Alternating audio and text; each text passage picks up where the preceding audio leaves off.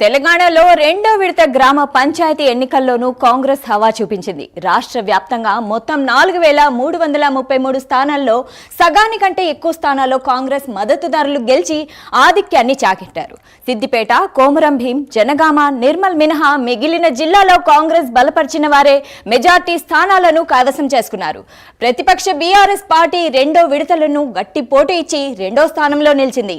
స్వాతంత్ర అభ్యర్థులు మూడో స్థానంలో నిలవగా బీజేపీ మద్దతుదారులకు నిర్మల్ జిల్లాలో మెజార్టీ స్థానాలు వచ్చాయి.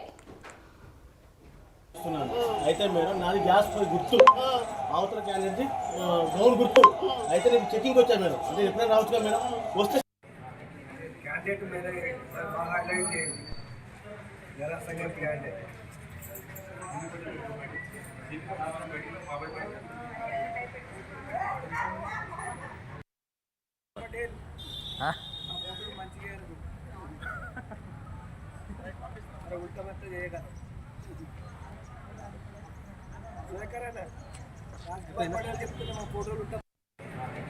క్యాండిడేట్ మీద హైలైట్ చేయండి జరా సంఘం క్యాండిడేట్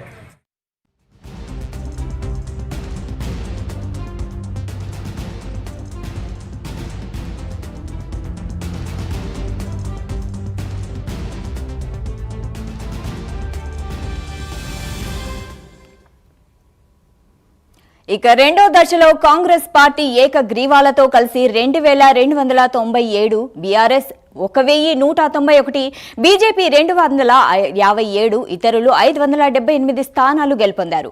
వీరిలో సిపిఎం మద్దతుదారులు 33 చోట్ల, సిపిఐ బలపరిచిన వారు 28 చోట్ల గెలిచారు. మొదటి విడతలో కాంగ్రెస్ మద్దతుదారులు 2400 చోట్ల, బీఆర్ఎస్ 1168, బీజేపీ 189, ఇతరులు 448 చోట్ల గెలుపొందారు.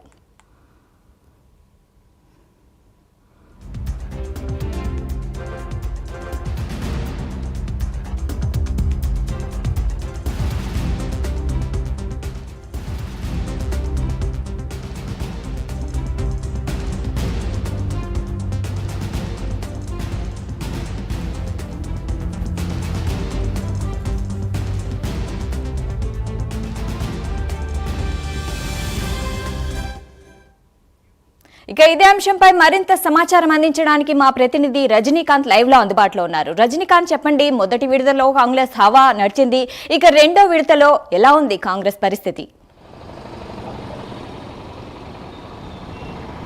సాహిత, మొదటి విడత పంచాయతీ ఎన్నికల్లో కాంగ్రెస్ పార్టీ రాష్ట్ర వ్యాప్తంగా 27 జిల్లాల్లో కూడా హవా కొనసాగిందని చెప్పవచ్చు. రెండో విడత పంచాయతీలో కూడా కాంగ్రెస్ పార్టీ హవా కొనసాగింది. బీఆర్ఎస్ పార్టీ నామమాత్రంగా అంటే 1000 పంచాయతీలకు మాత్రం పరిమితమైంది.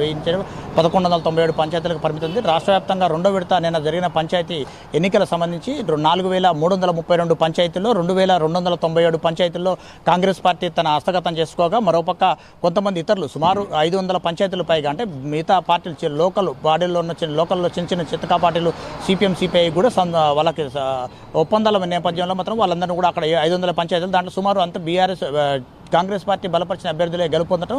దాంతోపాటుగా రాష్ట్ర వ్యాప్తంగా 1197 పంచాయతీల్లో మాత్రం బీఆర్ఎస్ ఖాతా తెరిచిందని చెప్పవచ్చు. మరోపక్క 500 పైచిలుకు పంచాయతీల్లో మాత్రం బీజేపీ ఖాతా తెరిచింది. ప్రత్యేకంగా 27 జిల్లాల్లో మాత్రానికి నిర్మల్ జిల్లాలో ప్రత్యేకంగా మాత్రానికి బీజేపీ తన హవా కొనసాగించిందని చెప్పవచ్చు. మొదటి విడతలో కొద్ది గొప్ప కొన్ని స్థానాల్లో మాత్రం 300 నుంచి 400 స్థానాల్లో మాత్రం బీజేపీ కైవసం చేసుకోగా ఈసారి మాత్రం కొంచెం పుంజుకుందని చెప్పవచ్చు. రెండో విడత పంచాయతీ ఎన్నికల ఫలితాల్లో మాత్రానికి 500 పంచాయతీలు పైగా 500 పంచాయతీల్లో మాత్రానికి బీజేపీ పాగా వేసిందని చెప్పొచ్చు.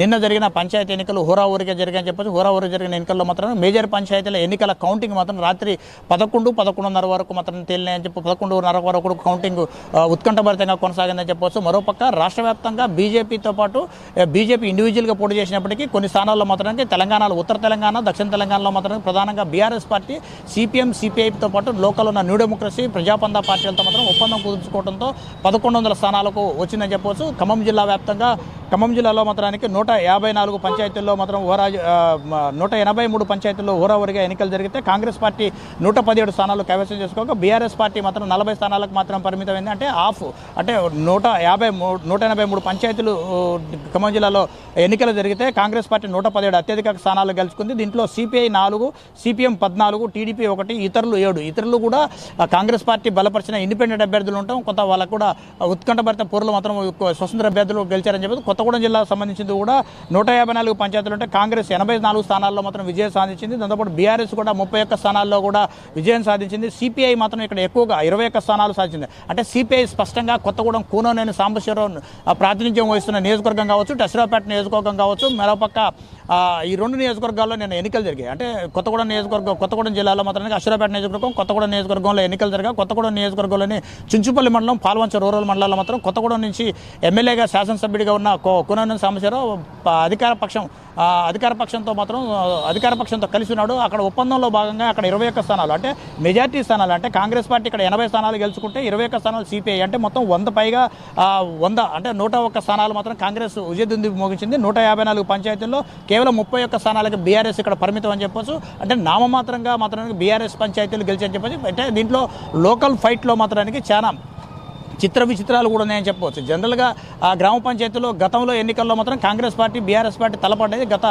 కేసీఆర్ ప్రభుత్వ హయాంలో ఉన్నప్పుడు ఆ సందర్భంలో మాత్రం కొంతమంది ఓటమి పాలైన వాళ్ళు మరోసారి తమ అదృష్టాన్ని రెండోసారి పరీక్షించుకోవడంతో సానుభూతి ఓట్లతో కొంత బీఆర్ఎస్ కూడా గట్టెక్కింది అనేది మాత్రానికి ఒక నానుడు కూడా ఉంది. దాంతోపాటు బీఆర్ఎస్ పార్టీ ప్రతిపక్షంలో రావడం, దాంతోపాటు ఇప్పుడున్న ప్రతిపక్ష పార్టీల్లో ఉన్న ప్రతిపక్షంలో ఉన్న సిపిఎం కావచ్చు, కొన్ని చోట్ల సిపిఐ, కొన్ని చోట్ల బీఆర్ఎస్తో కలిసి పొత్తు కలుచుంది. కొన్ని చోట్ల మాత్రానికి కాంగ్రెస్ సిపిఐతో మాత్రం పొత్తుతో అధికారంలో ఎన్నికలకు వెళ్ళటం మాత్రానికి ఉత్కంఠం రేపిందని చెప్పి ఓవరాల్గా మాత్రానికి రెండో దశ పంచాయతీ ఎన్నికల్లో కూడా 2297 పంచాయతీల్లో మాత్రానికి కాంగ్రెస్ పార్టీ విజయకేతనం ఎగరేసింది. ఓవరాల్గా 4333 పంచాయతీలకు నిన్న ఎన్నికలు జరగగా మెజార్టీ స్థానాలు, అంటే 70 నుంచి 75 వరకు కూడా ఎక్కువ స్థానాల్లో మాత్రం కాంగ్రెస్ పార్టీ తన హస్తగతం చేసుకుందని చెప్పవచ్చు. సైత రైట్, థ్యాంక్ యూ రజనీకాంత్.